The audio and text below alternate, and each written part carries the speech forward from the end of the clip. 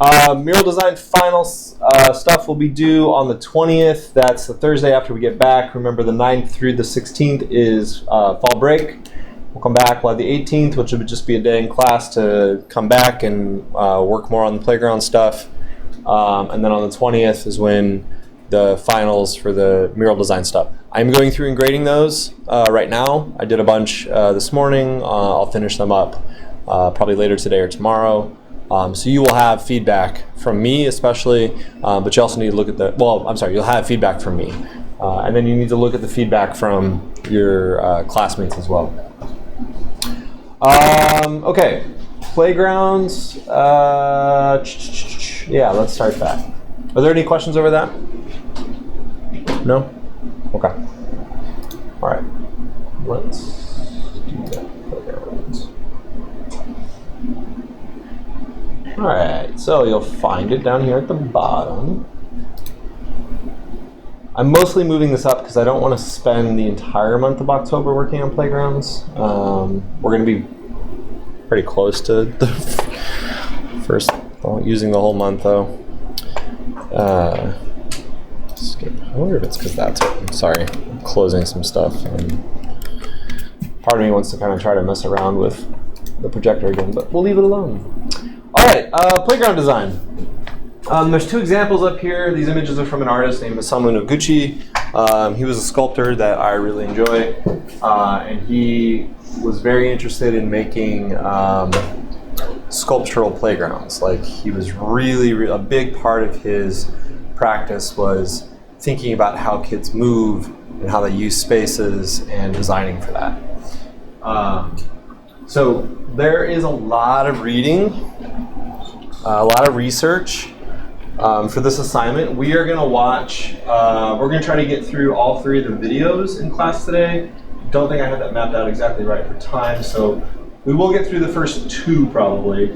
One is why safe playgrounds aren't great for kids. The next one is The Land. It's a movie about adventure play, which is a sort of movement back towards kind of free and semi-dangerous spaces for kids because it teaches them a lot. We'll look at that in a second. Whole bunch of articles to read, a whole bunch more stuff to look at and read. The ones with the asterisks are ones that you absolutely have to read. We will have a reading assignment that will be due when we get back over that stuff, okay? And that'll be formalized more later. But those 5 things you do need to read. This Play Mountain is a podcast episode, but it's also an article, so if you want to read it, you can read it, but if you want to listen to it, you can listen to it. The article has a bunch of resources like images and other stuff that the podcast, of course, doesn't have because it's a podcast.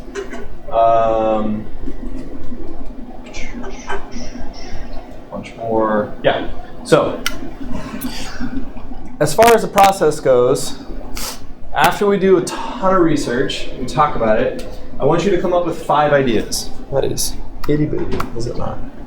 5 ideas. Okay? For each idea, I want you to write a paragraph description of the type of play space. Who is it for? Why? These are just prompts. Who is it for? Why is it important? What makes it different than other play spaces? And where is it located? What is its context? Not just the city, region, etc., but specifically how is it situated in the space? Who does it serve? Is it within a city, just outside of the city? What kind of a neighborhood is it in? How do you envision this adding to the community that it is going to be placed in? Okay. You need to include images and drawings and other support materials, whatever you think. Digital, physical models. I've had people make 3D models. I've had people build physical models out of Legos and stuff, or Play-Doh or whatever, cardboard. If you think physically, build physically, okay? I know that transporting that stuff is hard, but you can always take pictures, and video is really good for that kind of stuff because you can show all the way around. And if you're really into it, I can show you how to make photo scans of those pretty simply on your phone or iPad. If you have a newer one, it's fairly simple. Essentially, you just need to, like all of our projects, communicate your idea very clearly, all right? And images help, notes help, okay? And then include any examples of precedents or similar spaces that exist, similar designs, Okay, if you find examples of the types of playgrounds you want to make, include examples of those. All right.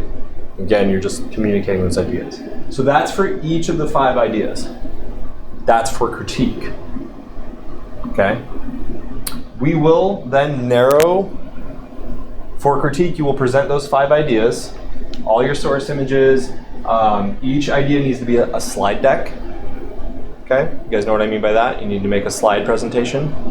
Okay, like in PowerPoint or Google Slides or Prezi or what? Please don't do a Prezi. If you want to do a Prezi, you can do a Prezi. It's fine.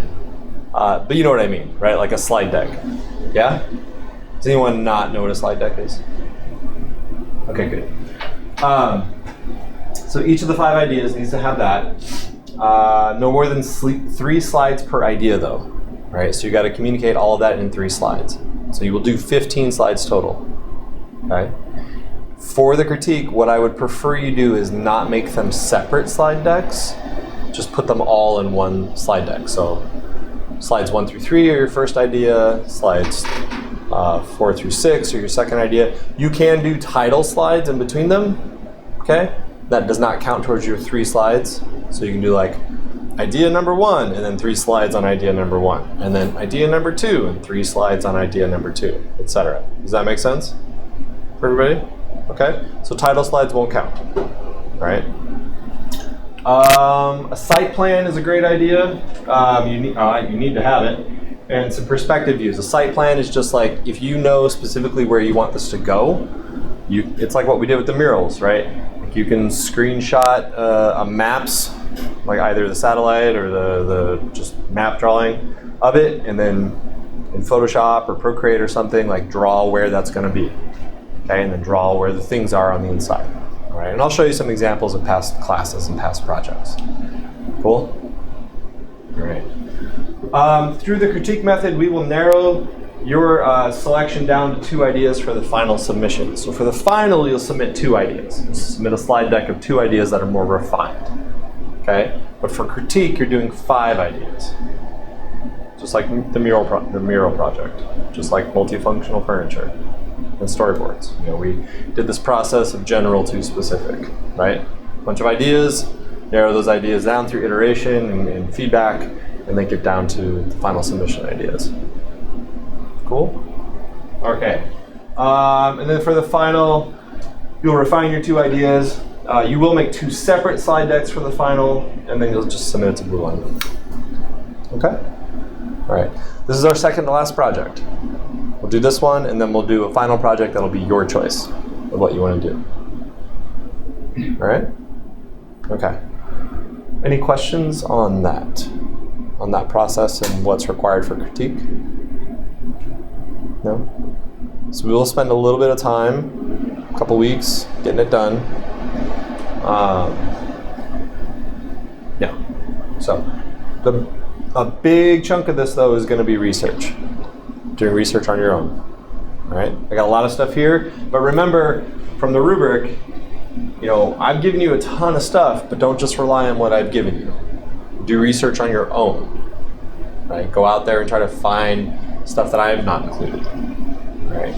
If you want to get those grades that are above a C. All right? Okay. Okay. Any questions?